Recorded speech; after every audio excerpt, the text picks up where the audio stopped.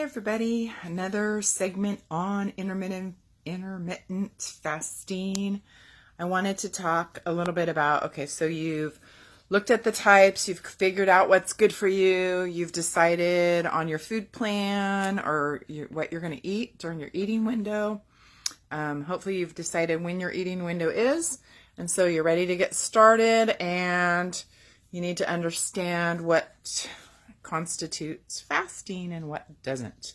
So first of all, I do want to say that if you have an eating disorder, or if you've been prone in the past to have eating disorders, fasting is not a good option for you.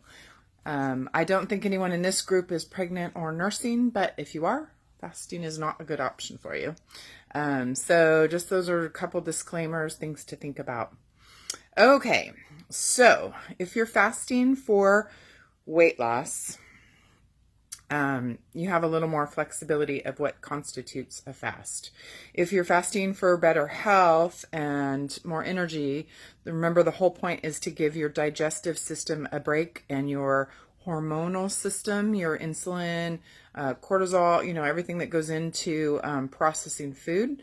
So during that time, you really want to be doing what's called clean fasting. So clean fasting is water, plain water with no flavors. You can have sparkling water, but no flavors, not even if it's unsweetened.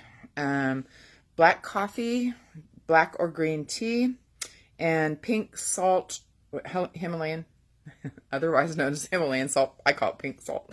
Pink salt or electrolytes in your water. And that is helpful when it's hot to make sure you're getting enough electrolytes and not getting dehydrated. That is a clean fast. So basically what you would do is after your meal in the evening, you would stop eating anything else.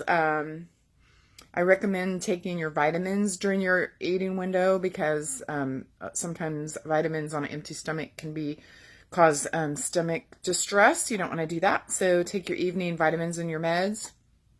And then stop eating. So I use a fasting clock. The app I use is called Zero.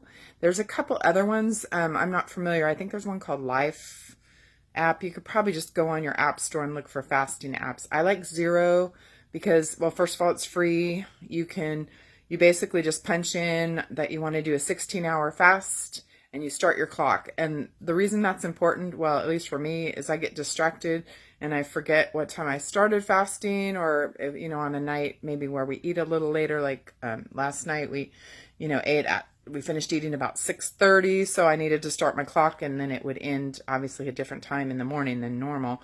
So it's easier than me trying to remember every day what I'm doing to use the clock, and it's pretty cool.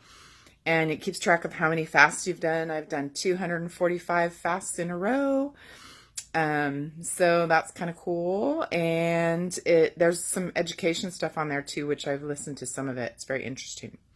Okay, so for health reasons, if you're trying to improve your health, clean fasting is the best way to go, because for sure you're getting the full benefits of, giving your system a rest and no calories, anyway,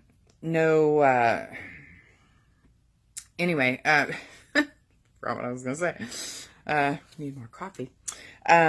If you are fasting for weight loss, you can be a little more flexible. And I started with clean fasting, so I was only drinking black coffee in the morning, and then I wasn't. Then when I broke my fast, I would add, cream, or I use almond milk in my coffee in general, and I would add stevia.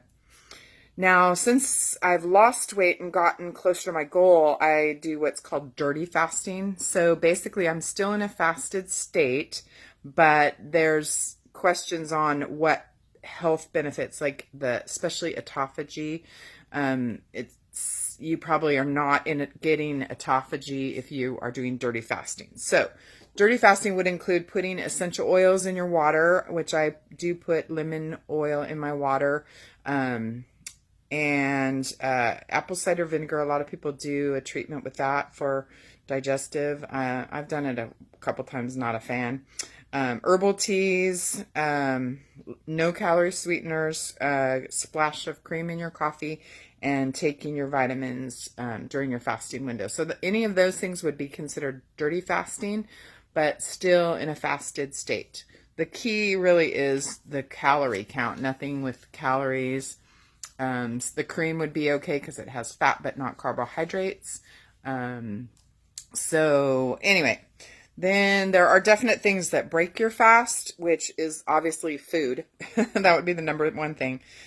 Flavored coffee and tea, diet sodas, including diet soda, any kind of flavored water. They say MTC oil. I question that because that's a fat, but we'll see.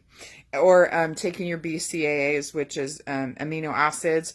I take amino acids during my workout or after my workout, but I would do that in my eating window. And on the days that I do an extended fast, I just don't take them. Because for extended fasting, I'm definitely trying to get the autophagy benefits. So anyway, when in the morning, when I do decide to eat and add stuff to my coffee, I turn off my fasting clock. I save my fast, and then I start my eating window. And so pretty much during my eating window, I eat 2 meals. Usually I break it with a bar in the morning because I'm not really ready for my shake.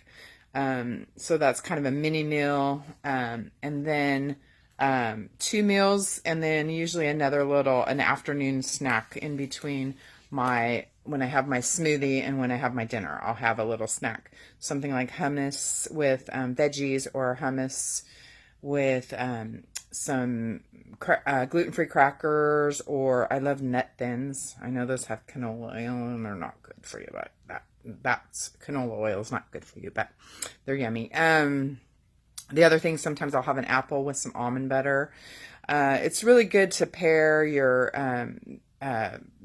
make sure you're getting some, good healthy fats at every meal, and fiber and some protein. You don't really need carbs, but if you do, make sure you're getting enough fiber to offset the carbs. Anyway, so that's kind of what I've been doing. I think I'll do one more segment on what I've been doing for the extended fasting. I'm doing that to, like I said before, to get my body into autophagy, where I'm hopefully tightening up some of my skin. It's supposed to help with the flabby skin. So, I guess we'll see. I've been doing that. I do 2 36-hour fasts, 2 per week. And I'm hoping to see some results in my flabby skin. So anyway, I hope everybody has a great day, and I'll talk to you soon.